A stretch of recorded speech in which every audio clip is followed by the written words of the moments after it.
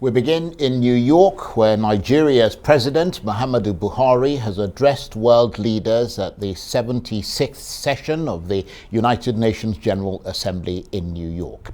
Taking his place at the podium during the high-level general debate, Mr. Buhari addressed his counterparts from around the world on everything from poverty, climate change and the proliferation of weapons to racism, democracy and good governance.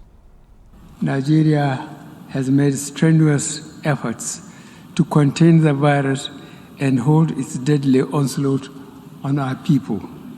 Our efforts have been rewarded with moderate success. At the outset, we recognize detection and contact tracing to be important tools in combating the virus. In this connection, from a mere 4 laboratories with testing and detection capacities, we ramped up the facilities to over 140 centers today. I would like to reiterate my call for a fairer and more equitable distribution of vaccines in all countries so that together we can fight and contain the pandemic. The rising wave of newer and more contagious strains makes this even more urgent.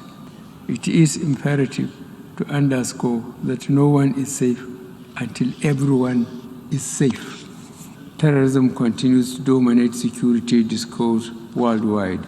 In Nigeria, Boko Haram, terrorist group, though fragmented by internal strife and weakened by our defense forces, is still active and preying on soft targets. Nigeria will continue to work closely with United Nations counter-terrorism bodies and entities with a view to bringing this scourge to an end. Nigeria has spared no effort in addressing the challenges of terrorism posed by the activities of Boko Haram in northeast Nigeria, the Lake Chad region, as well as banditry in the northwest and north central. Nigeria remains deeply concerned over the illicit trade, transfer, and circulation of small arms and light weapons. Their excessive accumulation and uncontrolled spread in many regions of the world are having devastating humanitarian and socio-economic consequences, especially on the continent of Africa. It is on this note that my delegation calls for the worldwide application of the Arms Trade Treaty to codify accountability in conventional arms trade, which is critical to the security of nations.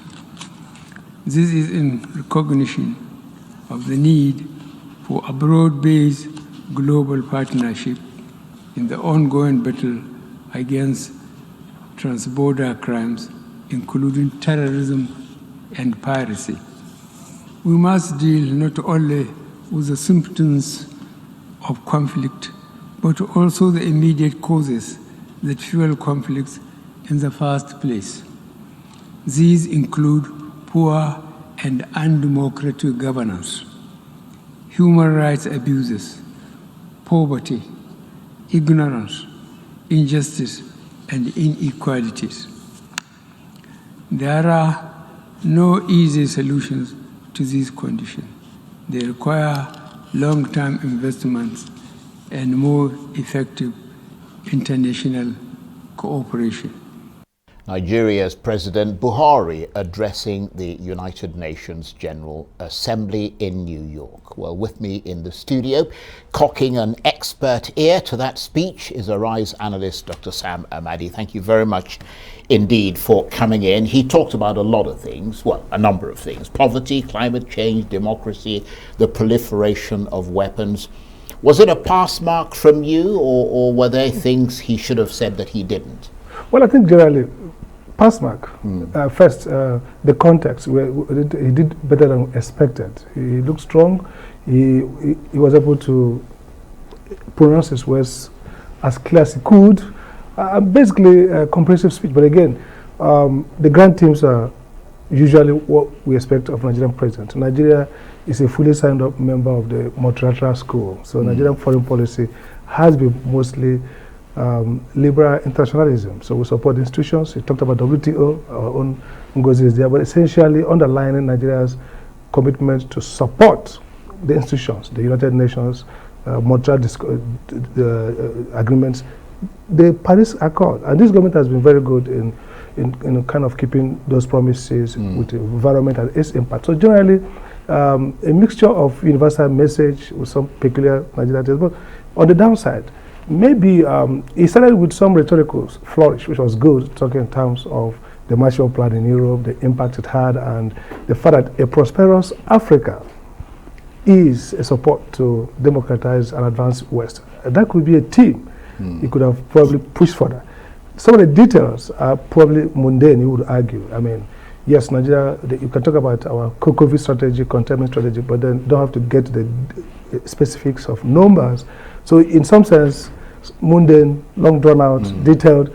In some sense, you know, statesman-like. And then President Africa, he talked about climatic change, but some of the basic issues that you can see rhymes with Biden's earlier speech, the three issues around climate change, the COVID pandemic, and of course the issues around poverty, the issues around exclusion, global terrorism. So he talked about those things. But I think on the good score, the fact that he pushed the African narrative of we are doing best, we are rule-abiding, rule of law is thriving, we are containing poverty, talked about the strategy, we are dealing with inclusion. But again, this is where we need partnership. This is where we want more commitment, as we talk about maybe vaccine inequality, low access in Africa, economic crisis, climatic change is going to impact more. So how do we shape a narrative to make sure that Africa is not lost? Because essentially, with the way the narrative is going in global politics, the African issues around economic growth, around poverty containment, might not get a level of global attention. Yeah. And so that's opportunity that probably the cost benefit, the too much focus on detailing didn't allow for those kind of grand themes to be brought out. But otherwise, very good attempt. Very good but I suppose with these things, I mean, it's usually the side discussions, isn't it? The little sort of meetings that you have with different heads of state and that sort of thing. That's when you really push your point. Yeah, but that's where you really get to the bolts and knots. So you negotiate the sides of this event. Right. But when you set out the big picture. Exactly, because most of the UN officials are going to pick up in the other sub-events. Absolutely. That's a good point. It frames the discussions around those specialized agencies that will take up the major issues and bring back to agenda of the General Assembly. Yeah. But what about his look and his voice? I mean, the optics of that speech. Did he seem particularly frail to you? Because I have to say that whenever Mr. Buhari speaks, as the speech advances, he seems to get weaker, doesn't he? It didn't look weaker throughout in me. I mean, you can see evidently he didn't see that level of energy. Probably you expect from a Mugabe, say, but clearly he was strong enough compared with in the context of who he is. I mean, they know him as sure speaking, soft and all that. I think the optics, maybe he could have removed his the face masks completely, put it aside. It didn't convey very good optics in terms of seeing him with the face masks drooping.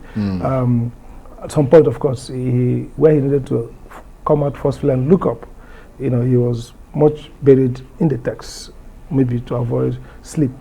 But again, we've seen presidents fail this test of public speaking. So, but on the whole, I think he did well. He didn't look weak. He didn't, I didn't get anything wrong. He didn't screw up throughout that period. Yeah. So significant relief for us who wanted to. I was going to say you weren't sort of holding your breath through the speech. Absolutely. But I mean, how much did he talk about the pressing issue of insecurity, for example, not just in Nigeria, but West Africa? I suppose there was a bit of emphasis on things like democracy and so on. Yeah, I think first, one of the things to watch out is dissonance. When you talk about rule of law, he took on the tech, for example, he took on the big tech, which is, he received applause because that resonates with the US, the issues around how do you manage Facebook and all the disinformation and misinformation. Now he talked about that, and it was smart. And then he connected it to possible state crisis, state failure, and he got applause. But then he didn't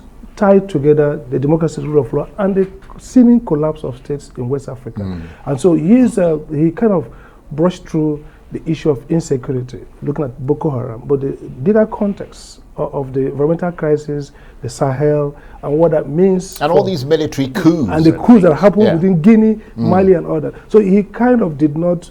First, this is an African leader in this context. Okay, so and talking about the African crisis issue of poverty and security, he could have kind of dug deeper to the linkage between insecurity, the crisis to democracy, and then come up with some level of generalized options and what we expect United Nations, the ECOWAS, and he's like the leader in the ECOWAS. Okay, what is ECOWAS doing? So those pieces are missing. The detailing of our COVID strategy, the poverty, some of the interventions at local level are domestic policy issues. You could basically talk generally about the fact that look, poverty is a crisis. We are responding with major, policy interventions to increase wealth and distribute fairly across the population. But again, these things need greater support of the institutions, the WTO, the World Bank, and all that, but not go down to the details. So that's depriving the time to speak about the general crisis of state formation in Africa, in West Africa, and the specter of state failure that's really looming large here. Dr. Sam Amadi, always a pleasure talking with you. Thank you very much indeed for that analysis. Dr. Sam Amadi is an Arise News analyst.